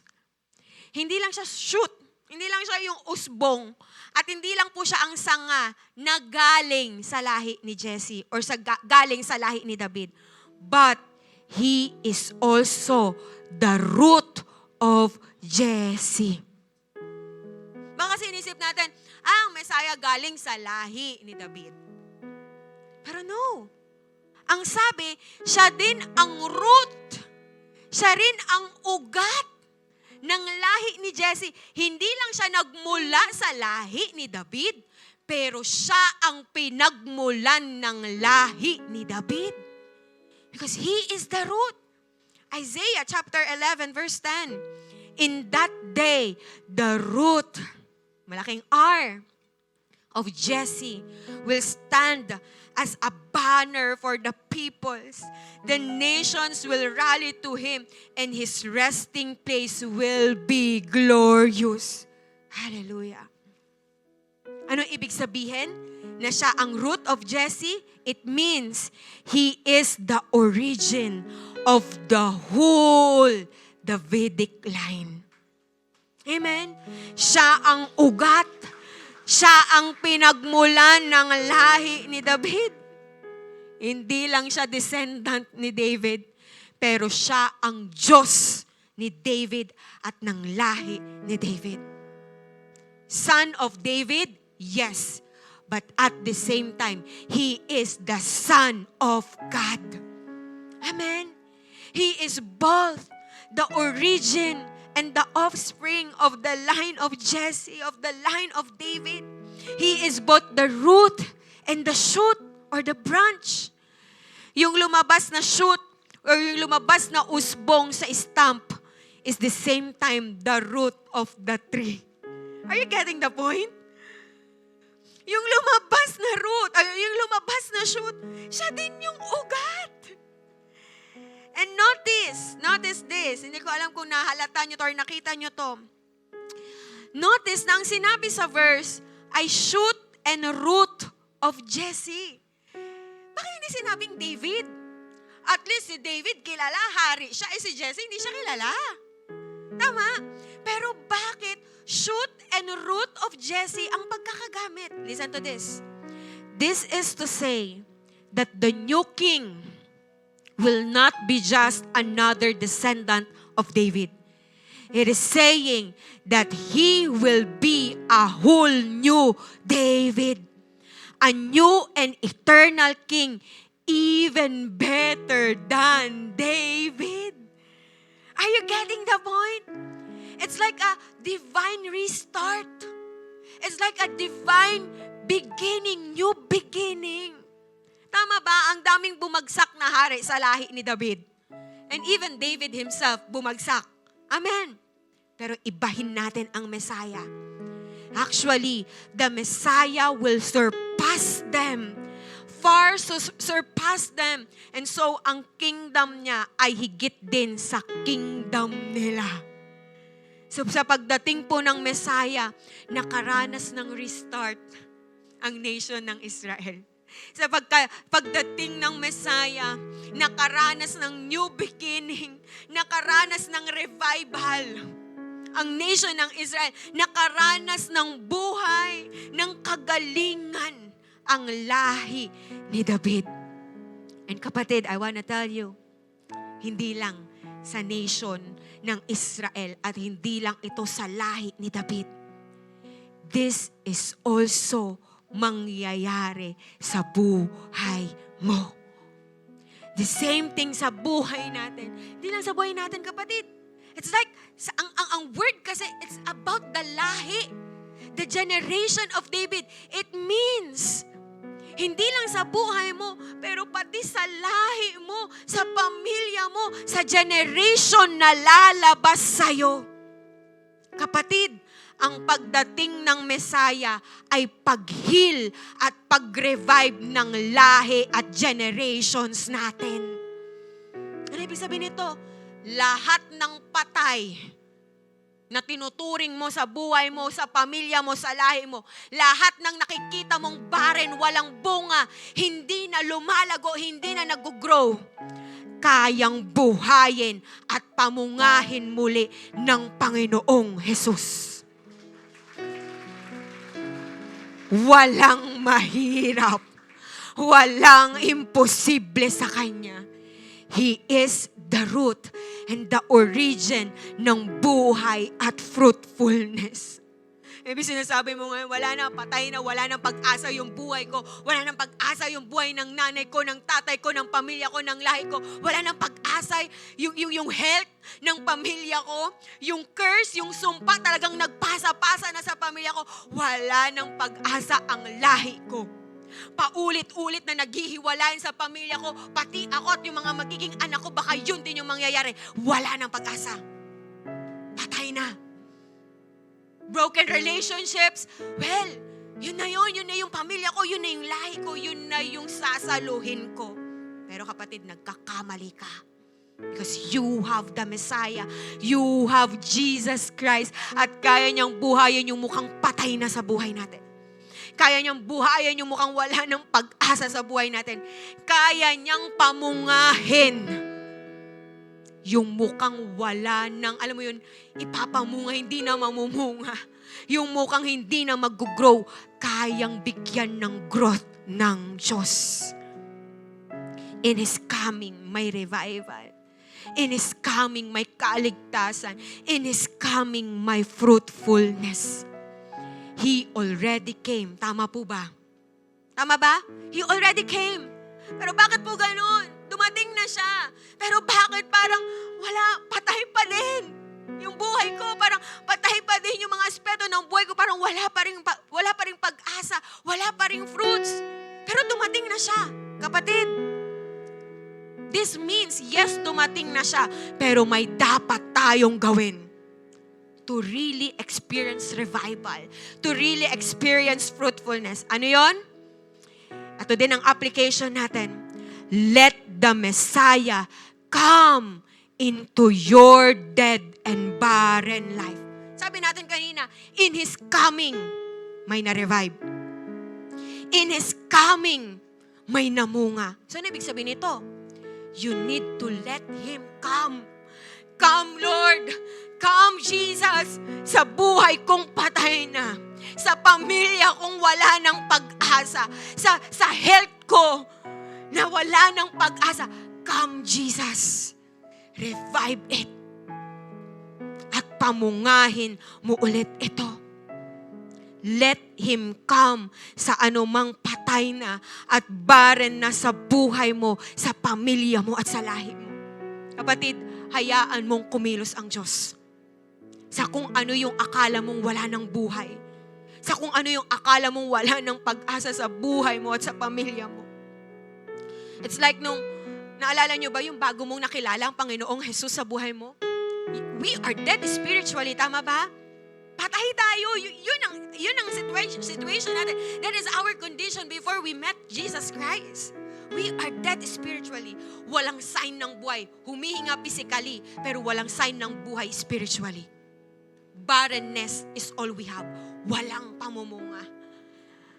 Pero, nung dumating siya sa buhay mo, tinanggap mo siya at nanampalataya ka sa Kanya, dun mo naranasan ang tunay na buhay. Tama po ba? Dun natin naranasan ang fruitfulness. Kapatid, same thing. Sa nararanasan mo ngayon sa buhay mo, anumang aspeto ng buhay mo ang tinuturing mong patay na at wala ng pag-asa na mamunga pa, let Jesus come and revive it. Health mo ba yun? Career mo ba yun? Pag-aaral mo ba yun? Ministry mo ba yun? Business mo ba yun? Finances mo ba yun? Patay na, nag-iingalo na, wala ng pag-asa. Emotions mo ba yun? Mental mo ba yun? Because you are depressed. Parang wala ng pag-asa. Puso mo ba yun? Because it's broken. Todo yung nararanasan mong pain, yung hurt. And you think wala ng pag-asa. Patay na. At hindi lang sa sarili mo, pero sa pamilya mo. Sa lahi ninyo, ano yung nakikita mong parang kailangan ng revival? Is it yung relationship mo sa kanila? Baka broken relationships. Baka patay na ang love at tiwala mo sa kanila sa isa't isa. Baka yun ang kailangang buhayin. Or baka ang buhay nila mismo, parang sinabi mo na, wala nang pag-asa tong nanay ko. Hindi na magbabago to. Wala na pag-asa yung anak ko. Wala na pag-asa yung mga kamag-anak ko. Kasi ang tindi ng mga kasalanan nila. Wala na pag-asa yung health namin, yung health ng pamilya ko, yung ugali ng pamilya ko. Maybe tinuldukan na natin. But kapatid, tandaan mo, kayang buhayin yan ng Panginoon. He can bring and breathe life sa pamilya mo at sa buhay mo. Let Jesus come and revive it. Amen. So this time, sino ditong naniniwala may gagawin ng Diyos sa buhay natin? Are you ready na mabuhay muli? Are you ready na may mabuhay muli sa buhay mo? Are you ready na may mabuhay ulit sa pamilya mo? Nakala mo wala ng pag-asa. Nakala mo patay na. Kung ready ka na, close your eyes right now. Ipikit mo yung mga mata mo. And walang ibang kinakausap kayo ng Panginoong Diyos, kundi ang taong nag-aasam ng revival. And if you are that person, God is speaking to you. He is speaking to you. Walang imposible sa Panginoon. Think of everything na inisip mo wala ng pag-asa. Think of that aspect of your life, that part of your life na inisip mo wala ng pag-asa, patay na. There's no hint ng buhay. Think of that part ng buhay mo at ng pamilya mo na baby, inisip mo wala ng buhay, na nakita mong patay na at wala ng pag-asa. At wala tayong ibang gagawin ngayon. Ikaw na sinasabi mo, Lord, bring revival. Bring revival sa buhay ko. Bring revival, Lord, sa pamilya ko. Wala kang ibang gagawin ngayon, kundi umiyak sa Panginoon at ilalahatag mo ngayon lahat ng mga inisip mong patay na, Lahat ng mga inisip mong wala ng pag-asa, lahat ng mga nakikita mong naghihingalo na, hindi na namumunga. Isa-isahin mo yan. Simula sa pinakamaliit hanggang sa pinakamalaki. May pag-asa pa. Kapatid, gusto kong sabihin sa'yo, He bring life out of death. Jesus can bring life out of death. Bago mo ilatag sa Kanya, lahat ng mga nakikita mong patay na sa buhay mo at sa pamilya mo, pwede bang muna magkaroon ka ng pananampalataya? Ulit-ulitin mo to sa puso mo. Ulit-ulitin mo to. He bring life out of death. Jesus can bring life out of death. Maybe spiritually, yun yung pakiramdam mo ngayon. Yun yung condition mo ngayon. Lord, patay na, nanlalamig na, wala ng pag-asa ang spiritual na buhay ko. Maybe ang nakikita mo ngayon, ministeryo mo. Wala nang pag-asa yung ministeryo mo. Nakikita mo, Lord, patay na. Dati mo akong pinagkatiwalaan. Pero ngayon, ganito ang nangyari. Wala nang bunga, Lord. Maybe sa pamilya mo, yun yung nakikita mo, Lord, patay na yung relationship ko sa pamilya ko. Hindi na maayos yung relationship ko sa pamilya ko. Lord, hindi na maayos yung tiwala ko. Yung bitterness, yung galit nandito na hindi na mawawala. Come on, ilatag mo yan lahat ngayon. Maybe you are that person. Ang iyak mo ngayon, Lord, patay na yung business ko. Lord, patay na yung finances ko. Wala na. Lord, wala na pag-asa. Pero God can revive it. God can revive it. Maybe ngayon ang nilalatag mo, Lord, this is my emotion. I'm broken. I'm broken. I'm full of pain, Lord. Punong-puno ako, Panginoon, ng kasakitan. Parang wala ng pag-asa. Parang wala ng buhay. And maybe mentally ang pinagdadaanan mo, you are not stable. You are depressed. You are anxious. Ang dami mong iniisip and you think wala ng pag-asa. Pero kapatid, pinapaalala ko sa iyo kung sino ang Panginoong Jesus. He is the God of life. He can bring life out of death. Kaya niyang buhayin lahat ng patay sa buhay mo. Kaya niyang pamungahin lahat ng mga inisip mo hindi na mamumunga sa buhay mo. And maybe physically, barrenness is all you have. I don't know. Pero baka may mag-asawa dito. Gusto mong magkaanak. Gusto niyong magkaanak. Ilang beses niyong trinay. Ilang beses niyong sinubukan pero wala pa din. Kapatid, ilatag mo yan ngayon sa God of Revival. Ilatag mo yan ngayon sa God of Life. Ilatag mo yan ngayon sa fruitful na Diyos. He can revive it.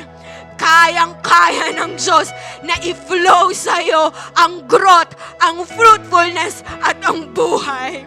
Come on, iiyak mo lahat sa Panginoon.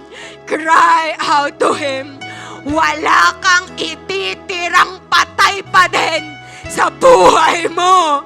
Hindi ka lalabas sa lugar na to na wala ka pa ring pag-asa. This time, maybe may pananampalatayang namatay na. May pag-asang namatay na. Pero bubuhayin ang Panginoon. Be ready. Be ready. Oh, yara ba ba ba ba ba ba. Yara da da ya siki yara ba ba ba ba ba. Oh, yara da da ya ba ba ba. Come on, be ready. Be ready. Claim revival. Claim revival. Oh, kaya ra ba ba ba ba ba ba ba ba ba ba ba ba ba ba ba. Jesus, pour out your life. Jesus, bring revival. Jesus, bring life. Bring back to life. Jesus, my chains dumaloy are gone. ang fruitfulness sa iyo, mga anak. Oh, Yarababa. Hindi ko alam kung anong gusto mong gawin. Kung gusto mo lumuhod, kung gusto mo itaas ang iyong mga kamay, tumayo. Just do it! Do it! Ay, ay, ay, ay, ay, ay, ay, ay, ay. Ay, ay, ay, ay, ay, ay, ay, ay, ay, ay. Yarababa. There's revival! There's revival! Oh, Yarababa. Jesus! Messiah! We're calling out to you! Oh, ay, ay, ay, ay, ay, ay, ay, ay. Oh, Yarababa. Oh, Yarababa. Receive revival! Receive revival! Receive life! Receive life! Oh! Natalo na ng Panginoong Jesus ang kamatayan! Is that from you? Hindi para sa'yo ang kamatayan! Oh, Yarababa! Yarabasiki, Yarababa!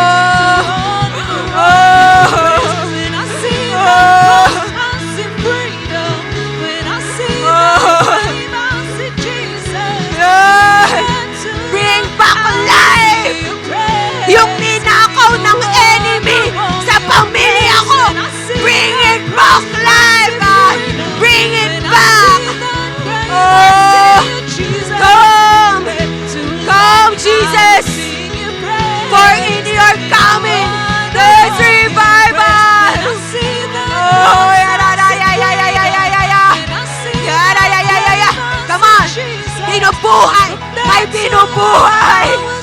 May binubuhay ang Diyos na yun! May binubuhay na pag-asa! May binubuhay na pananampalataya! May pinapagaling! May pinapalaya! Oh, yan, oh,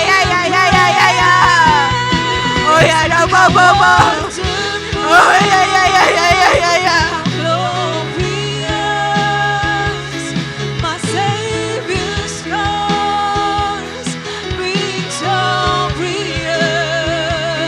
My chains are gone, my debt is paid. From death to life, and grace to grace. How wonderful, how glorious. My Savior's scars, you're victorious. My chains are gone, my debt is paid. God is bringing back life!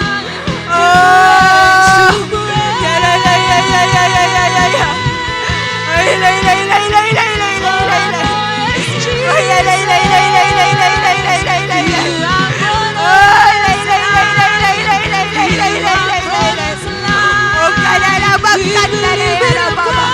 It's breathing in life! It's breathing in life! Oh,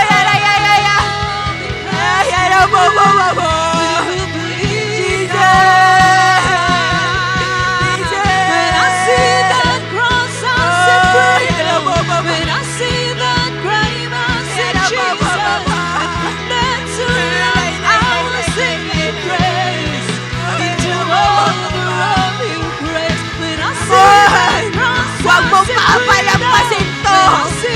May binubuhay sa'yo, Panginoon! Sa pamilya mo! Sa lahi mo! Oh, Thank you, Jesus! Thank you, Jesus!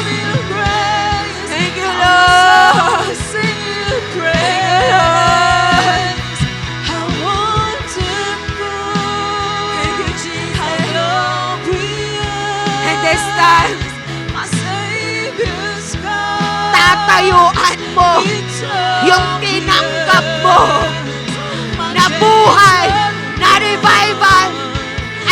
claim it? Can you stand up right now and raise up your hands? Come on. In grace to grace, how wonderful, how glorious, my Savior's scars, victorious, my chains are gone, my debt is paid, from death to life, and grace to grace, how wonderful, how glorious, my Savior's scars, victorious, my chains are gone, my debt is paid, from death to life, and grace to grace.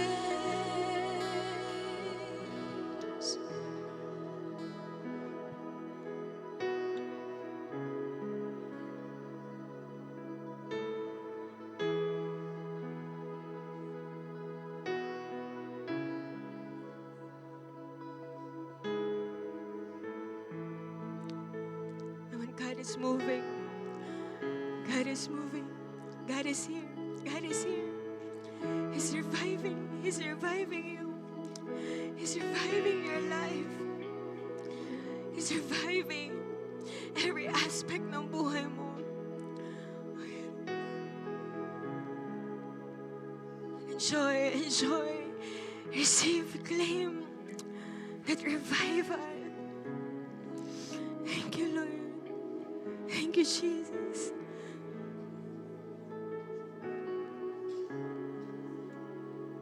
Salamat. Salamat, Panginoon. For bringing back life. Thank you, Jesus. Thank you, Jesus. Thank you for your grace. Thank you for your love. Thank you for your faithfulness, Lord. Apakabuti mo sa buhay namin, Panginoon. Thank you, God, for the fruitfulness, for the life and revival. And this time, if you know sa sarili mo na kailangan mo ng buhay spiritually, you need Jesus Christ in your life. Maybe ikaw yung tao na first time mo pa lang ngayon dito and you want to experience the life na kayang ibigay ng Panginoong Jesus. Kung ikaw yung tao na handang manampalataya sa Panginoon at i-receive ang kaligtasan at ang eternal na buhay, if you are that person, pwede bang sundan mo ko sa panalangin na ito? Sabihin mo ngayon, Panginoon, ako po ay nagpapakumbaba at humihingi ng tawad sa lahat ng aking mga nagawang kasalanan. Inaamin ko po na makasalanan ako. Panginoon, naniniwala po ako sa ginawa mo sa krus para sa aking kaligtasan. Binubuksan ko po ang aking buhay, ang aking puso, at tinatanggap ka, Jesus, bilang aking Diyos at tagapagligtas. And maybe ikaw na Kristiyano na spiritually aminado ka, nananlamig ka, nanghina ka sa relationship mo kay Lord. Come on, let Him revive your relationship, your relationship with Him. Panalangin mo ngayon, Lord, revive my devotional life. Revive my prayer life. Revive my worship life. Lord, revive my faith. Revive, God, my trust in you. Come on, recommit yourself to Him. Recommit your life to Him. Kung sa ministeryong pinagkatiwala sa iyo ng Panginoong Diyos, wala ka ng gana, ibigay mo yan kay Lord. Let Him revive it. Maybe sa winning souls and making disciples. puso sa tao, your ministries, your light groups. Come on. Recommit yourself sa mga bagay na yan na pinagkatiwala sa iyo ng Diyos. Hallelujah. Thank you, God. Salamat, Panginoon, sa ginawa mo sa buhay po ng bawat isa. And we claim it. We receive it. Nang may 100% faith at pagtitiwala na binibigay mo na yon at binigay mo na yon sa amin, sa pamilya namin, at sa lahi namin. Thank you, Lord. At kung ikaw ngayon ay totoong nagsuko ng iyong buhay kay Jesus, nag-recommit ka na ng buhay sa Kanya, tinanggap mo siya bilang Diyos at tagapagligtas, you are now entitled to be part of the family of God. Ikaw ngayon ay tatanggap ng tinapay at ng saro.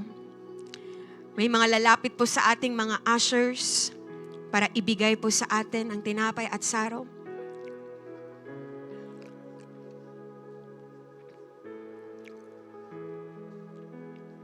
You are part of this Holy Communion ng mga anak ng Diyos. And as we do this, be in the atmosphere of prayer and worship to God. Alalahanin mo yung ginawa niya sa krus para sa'yo. Alalahanin mo na yun ay para sa kaligtasan mo. Mahal ka niya. Mahal na mahal ka niya. At may pakialam siya sa'yo. Thank you, Lord. Thank you, Jesus. Kung sinuko mo ang iyong buong buhay kay Jesus, nag-decide ka na from now on, siya na ang maglilid ng iyong buhay at hindi na ikaw. Ikaw ay tinatawag na anak ng Diyos ng kanyang pamilya. Pwede po ba nating itaas ang ating tinapay at ang ating saro? And we will pray. Lord, nagpapasalamat kami sa banal na hapunan na ito. Salamat, O Diyos, dahil nilagay mo kami to be part of your family. Salamat po, Panginoon, sa iyong buhay na ipinagkaloob sa aming lahat. Salamat, O Diyos, sa tinapay that symbolizes your body, na sinaktan at sinugatan, at sa iyong sugat kami nagsipaggaling. Salamat din, Lord, sa inumin na ito that symbolizes your blood that washes away our sins. Without the shedding of the blood, there's no remissions of sin. Lord, sa ginagawa po namin ito, inaalala namin ang pagdating mo sa aming buhay. Inako mo ang aming mga kasalanan doon sa cross. Ikaw ay namatay, nilibing, nabuhay muli, umakyat sa langit, at muling babalik para kami ay sunduin. Salamat po, Panginoon. We do this in remembrance of you. Bless the cup, bless the bread, in Jesus' name. Kainin po natin ang tinapay.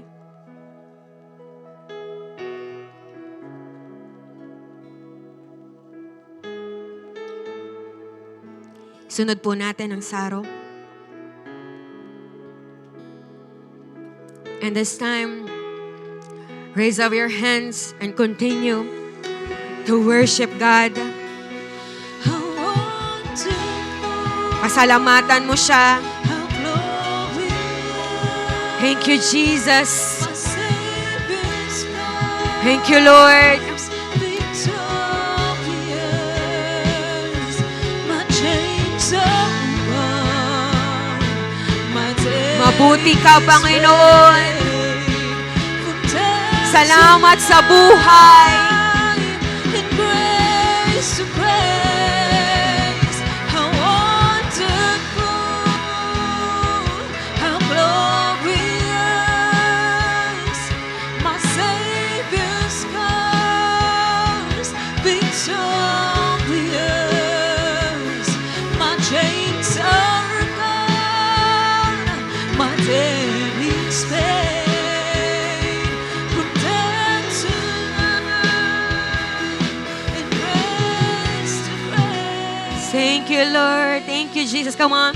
Pwede ba natin purihin ang Panginoon? Salamat, O Diyos. Salamat, O Diyos. Salamat sa buhay at sa fruitfulness. Sa'yo po lahat ng papuri at pagsamba. In Jesus' name we pray. Amen. Amen. There's a reason to celebrate. Hallelujah. Amen. Para po sa mga gustong humabol ng kanilang tithes and offering, lapit lang po tayo sa harap. And para po sa lahat, of course, na na-revive dahil sa salita ng Lord, tayo po ay muli magpupuri sa Panginoon. Come on, let's put our hands together to the Lord our God. Come on. You sent your Son from heaven to earth. You delivered us all. It's eternally heard. I search for truth, and all I found is you. My God, I only ever give my all. Jesus, we're living for your name. Ashamed of you. Whoa, oh, oh, our praise and all we are today. Take it all. Take it all. Jesus, we're living for your name. We'll never be ashamed of you. Whoa, oh, oh, our praise and all we are today. Take it all. Take it all. Take it all.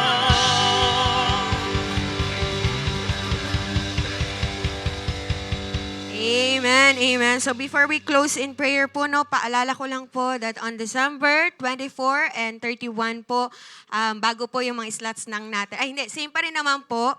Pero ang slots po natin ay 8 a.m., 10:30 a.m. So same sa umaga. Pero sa hapon po, 2 p.m. na lang tayo. Wala na po tayong panggabing service. Okay po? Maliwanag po ba yan? Siyempre po, maghahanda na yung katabi mo. Kaya talagang hindi na yan makakapunta ng 7. Tama ba? So hanggang 2 p.m. lang po tayo. Okay? So sige po, taas po natin ang ating kamay. And let's pray. Let's thank the Lord. Thank you, Jesus. Thank you for your faithfulness. Thank you for your word.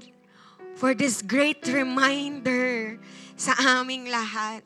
Thank you, God, kasi may binuhay ka sa amin. Binuhay na pag-asa, binuhay na pananampalataya, and even, God, hindi lang sa buhay namin, even sa aming pamilya, sa aming lahi, sa generations na lalabas sa amin. Thank you so much, God. Napakabuti mo, Panginoon. Lord, we bring back all the glory and praises to you alone, God.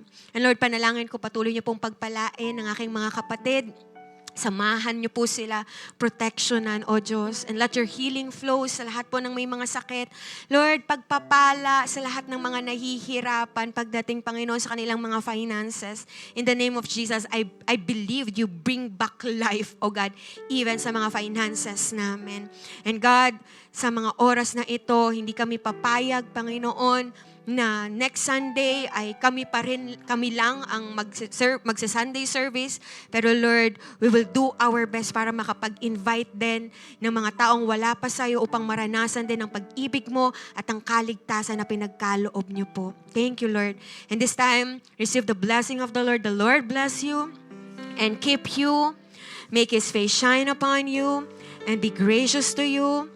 The Lord turn His face toward you and give you peace. Thank you, Father. Thank you, Jesus. Thank you, Holy Spirit.